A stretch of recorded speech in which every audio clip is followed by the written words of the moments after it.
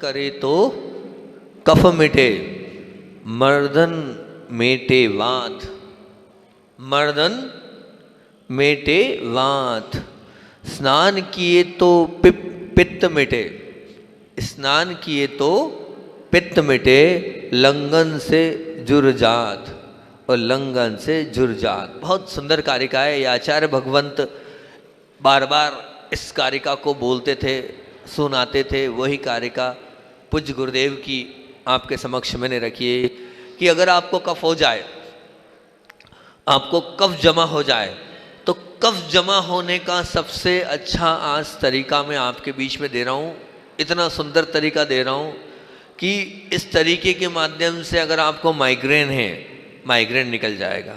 अगर मान लीजिए आपको दमा है, दमा की शिकायत दूर हो जाएगी। आपको बार बार साइनस हो जाता है, साइनस दूर हो जाएगा। थोड़ा तरीका कठिन है, पेन कॉपी उठा लें। हालांकि प्रकरण मेरा दूसरा था, लेकिन गुरुजी के इसमें याद आ गया। मुझे तो बीपी पर बोलना है, पर ये भूल जाऊंगा बाद में। बड़ा ही अनोखा और बड़ा ही मतलब इतना सुंदर तरीका है ये, जिसको नज़ला रहता है, जिनको निमोनिया रहता है, उनके सबके काम का तरीका आपको बता रहा हूँ। रोज़ जो भी आता है सबको बताता हूँ मैं। 2 चम्मच रीठा, अभी हाल मेरा इसका अर्थ रह गया लेकिन बताता हूँ बीच में। 2 चम्मच रीठा एक कांच की बर्तन में आप एक बरनी में डाल दें, उसमें 1 गिलास पौन गिलास पानी डाल दें, 1 चुटकी पीपर, 1 चुटकी सौंठ और 1 चुटकी काली मिर्ची डाल दें। उसको आप भिगोने के लिए रख दें। लगभग 12 से 24 घंटे के बीच तक भीग जाएगा तो बहुत अच्छी बात है ना। 12 घंटा हो जाए तो अति उत्तम है, और ज़्यादा देर हो जाए तो और अच्छा आएगा। 24 घंटे तक अधिकतम रख सकते हैं आप। फिर 24 घंटे के बाद आप उसको निकालें और छान लें। छानने के बाद उसको ऐसा छानना है कि उसके कण ना रह जाएं, और उसका जो पानी है वो 2-2 बूंद 3-3 बूंद नाक में डालना है। जैसे ही आप वो पानी नाक में डालेंगे, आपकी स्थिति बड़ी खराब हो जाएगी। ऐसा लगेगा सिर में कि क्या हो गया ये। आप फिर उसके बाद अपने या तो बाथरूम में पहुंच जाए, या टफ में, जो टफ होता है अपन ने किया है ना, संघ में बहुत कराया है हमने। महाराज जी को कराया, योग सागर जी महाराज जी को, सब लोगों को कराया है मैंने संघ में। पूरे महाराज जी लोगों को लेकर आता था मैं, जिनको भी होता था। तो अब उसके बाद हम लोग टफ रख लेते थे, या जो स्थान है लघु शंका आदि वहाँ पहुँच जाते थे। फिर क्या होता है, 2 घंटे तक एक ही काम होगा, नाक से बाहर और उल्टी होना चालू, नाक से बाहर उल्टी होना चालू। जो थोड़ा बहुत जिनकी इम्यूनिटी कम होती है, पावर कम होती है, उनको बुखार भी आ जाता है। लेकिन एक बार में पूरा कफ निकल जाएगा, एक बार में ठीक हो जाओगे आप। उल्टी के माध्यम से पूरे उसके बाद माइग्रेन जीवन पर्यंत के लिए खत्म हो जाएगा आपका। जो तरीका आपको बता रहा हूँ, बस ताकत और हिम्मत चाहिए, सामर्थ्य चाहिए। हमारे दीपक बोले सब कोई ना करे, ऐसा कुछ नहीं है, ऐसा कुछ भी नहीं है। थोड़ा सा सिर भारी होता है, आपको सिर में 2 लोग अच्छे मतलब मालिश करने वाले चाहिए। ऐसा अनईजी सा लगता है 2-4 मिनट, क्योंकि वो जैसे ही रीठा वहाँ पहुँचता है, पहुँचते ही वहाँ अंदर की जितनी भी कफ है उस कफ को पूरा बाहर कर देगा वो।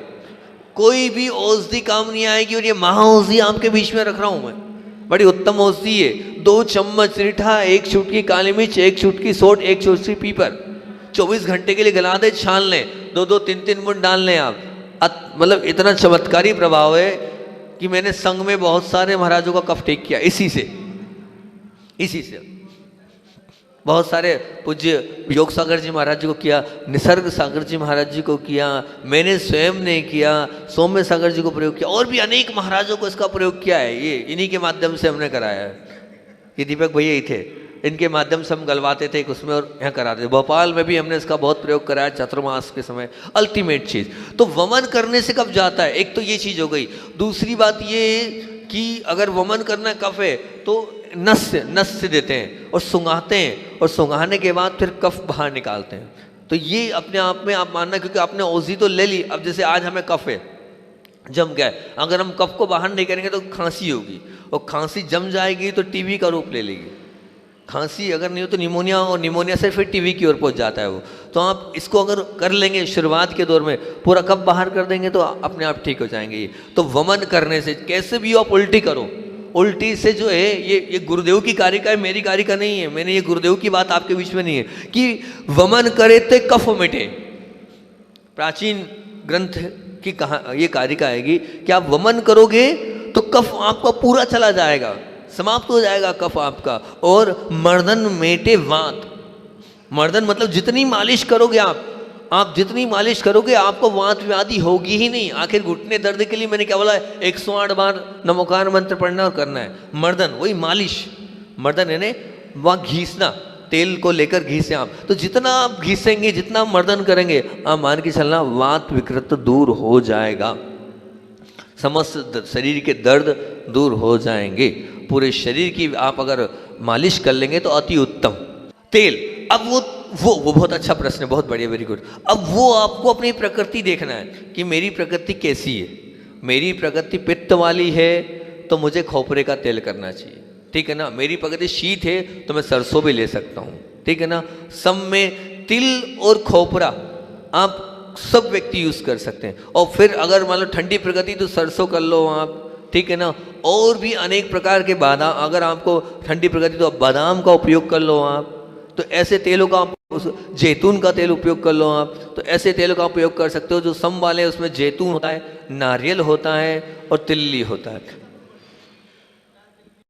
तिल्ली का तेल सबसे अच्छा माना जाता है, तो तिल्ली भी आप यूज कर सकते हैं। दोनों लोग यूज कर सकते हैं, लेकिन ठंड में तो आप सरसों का भी कर सकते हैं और इसका भी कर सकते हैं। उसके अलावा मालिश के अलग अलग तेल और भी आते हैं, बहुत सारे तेल आते हैं। जब आप आयुर्वेद के उसमें जाएंगे तो अलग अलग बीमारी के हिसाब से अलग अलग तेल मिलेंगे, लेकिन मर्दन करने से वात बीमारी दूर होती है, ठीक है ना। तो आप मर्दन करें। फिर क्या, स्नान किए तो पित्त मिटे, स्नान किए तो पित्त मिटे। तो मैं आपको पहले इसके विषय में बताता हूँ। ये इतना सुंदर प्रयोग बता रहा हूँ मैं आपको, स्नान किए तो पित्त मिटे, मतलब चमत्कारी प्रभाव। जिनको पाइल्स है, जिनको पित्त बढ़ा हुआ है, या जिनको कब्ज है, या जिनको उल्टियाँ होती हैं, या जो उपवास करे हुए व्यक्ति हैं, कमजोरी महसूस कर रहे हैं, उनके लिए आपको बताता हूँ। ये जो लिखा ना, स्नान किए तो पित्त मिटे, ये आचार्य श्री जी के मुख से हमने ये उपचार किया, कराया, और हम स्वयं भी करते हैं। हम तो खुली बात बोल रहे हैं। जब अत्यधिक पित्त बढ़ जाता है, अब हम दवाई औषधि क्या लें, तो हम यही वाला प्रयोग करते हैं, करवाते हैं बहुत सा। आप तो कर सकते हो, हमें तो फिर भी बहुत विकल्प होता है। हम जब बहुत ज़्यादा उलझ जाते हैं तब इसका प्रयोग करते हैं, बाकी तो बहुत कम रेयर ही करते हैं। इसमें क्या है कि कटी स्नान बोलते हैं इसको। क्या बोलते हैं? कटी स्नान। कटी स्नान का तात्पर्य होता है कि अपनी नाभि से लेकर थाई तक, घुटने के नीचे तक के हिस्से को आप 40 मिनट जितना सहन हो वैसे पानी में रख लो और सिर पर ठंडी पट्टी रख लो। देखो चमत्कारी प्रभाव। पाइल्स खत्म, पित्त खत्म, गर्मी एकदम शांत, एनर्जी फील महसूस करोगे आप। आपको लगेगा कि नई दुनिया में चला गया मैं।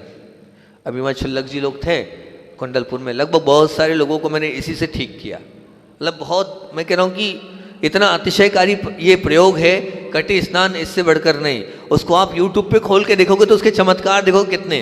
हर एक को एक कटी स्नान जब वो नहाने जाए कर लेना चाहिए 15-20 मिनट के लिए, तब सबके घर में होते हैं भाई, तब सबके यहाँ होते हैं। हमें तो विकल्प होता है भैया, हम महाव्रती हैं, ठीक है ना, लेकिन यहाँ वहाँ का उपचार करने के, यहाँ वहाँ की औषधि लेने की स्वयं से कर लेते हैं। तो आप लोगों को तो विकल्प ही नहीं है पानी का, हमको तो विकल्प होता है पानी का, इसलिए हम लोगों के तो बंधन है।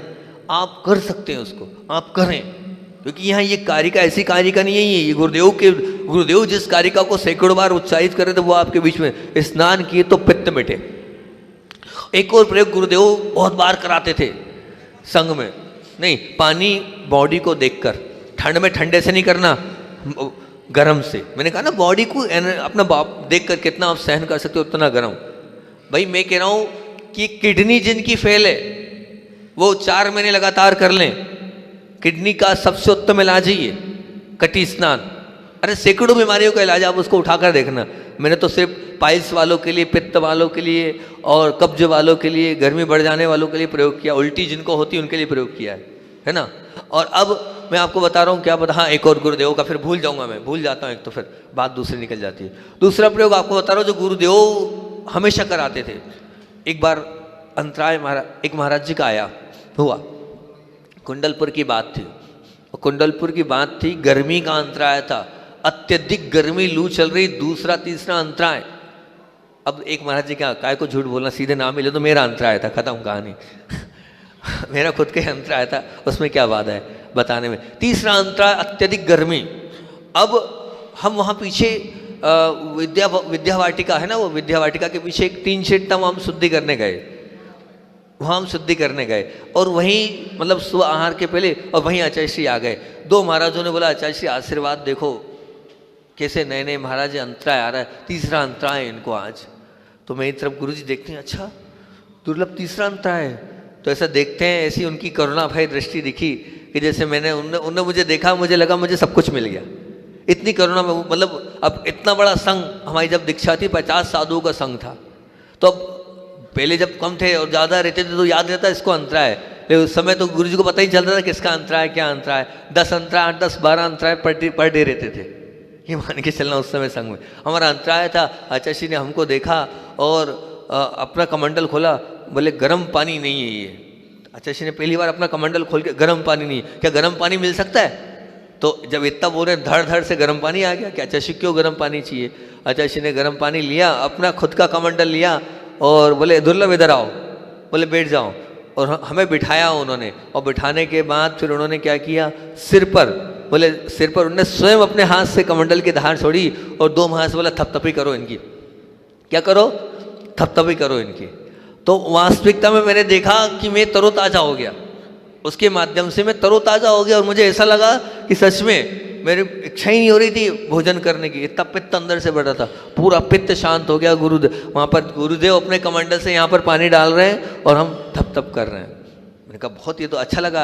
आचार्य जी से मैंने कहा बहुत अच्छा लगा ये। फिर मैंने क्या किया, आचार्य जी ने कहा वो तो ऐसे ही कराया था हमने प्रयोग, ऐसा थोड़ी होता है, सच्चा प्रयोग क्या होता है पता है? मैंने कहा आचार्य जी कैसा होता है बताओ। तो उन्होंने कहा पहले लेटाओ आप, और लेटाने के बाद जो है सिर को पीछे करो और यहाँ दो। हमने तो यहाँ डाली थी धारा, अब हम क्या करते, तुम्हें आहार पे निकलना था, हमें भी निकलना था, लेकिन ऐसा प्रयोग करते हैं। फिर मैंने इस चीज़ को सीख लिया, और सीखने के बाद आपको बताएं, अभी हम कुंडलपुर में जब दीक्षा हुई, सबके गर्मी में अंतराय थे, फिर सब महाराज जिनका अंतराय, जिनका उपवास, जिनको तकलीफ होती थी, हम जब गर्मी में गए थे, इसके पहले वाली गर्मी में, तो बस हमने एक कमरा ही बना रखा था इस चीज़ के लिए कि एक कमंडल पानी में आपका पित्त शांत कर देंगे। हर कमरे में महाराज जी को बुला के लाते थे, और बुलाने के बाद कमरे वहाँ पर उनको लेटा दिया, और लेटाने में उनका सिर नीचे किया, और यहाँ पर एक कमंडल पानी लगेगा, और यहाँ धारा डालते थे तेज गर्म पानी की। और एक महाराज जी जो है थप आता था, और दूसरे महाराज जी को उधर घी और वो कर देते,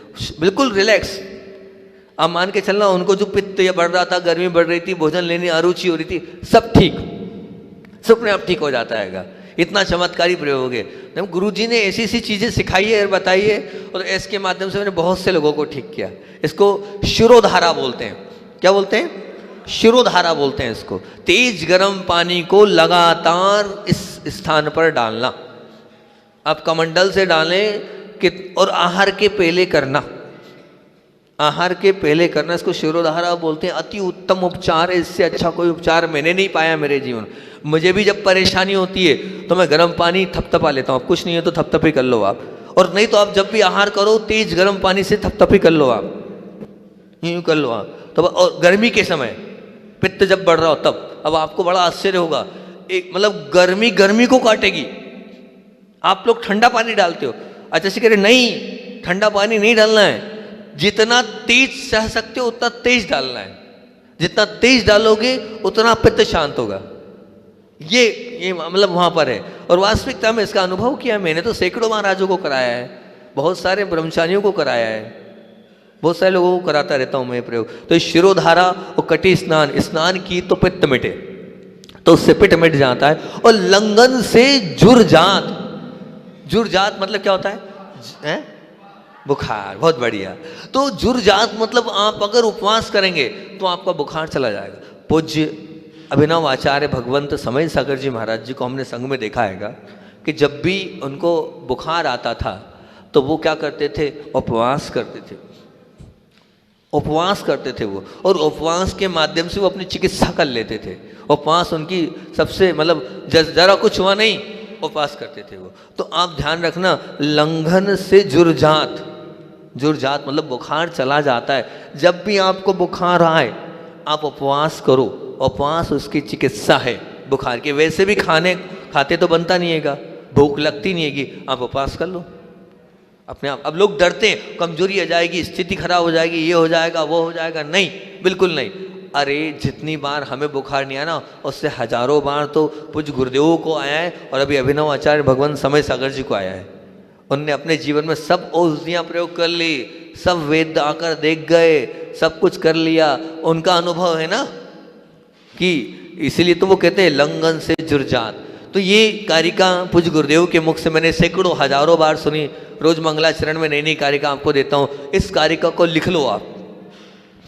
वात पित्त कफ से बढ़कर कोई चीज नहीं है। अगर रोग होता है तो वात से, पित्त से और कफ से, ठीक है ना। तो इस कारिका को फिर से बोल रहा हूँ, लिख लो अपने यहाँ, आप उसको कर लो। और इसको लिखने ही लो, साथ ही साथ में इस कारिका का उपयोग करो जो लिखा है। फिर से बता रहा हूँ, ध्यान से सुनना। वमन करे तो कफ मिटे, वमन करे तो कफ मिटे, मर्दन मेटे वात, मर्दन मेटे वात, स्नान किए तो पित्त मिटे, स्नान किए तो पित्त मिटे, लंघन से जुर्जात, और लंघन से जुर यानी बुखार चला जाता है। तो वात पित्त कफ और बुखार, इन चारों का उपाय आपके बीच में मैंने रख दिया।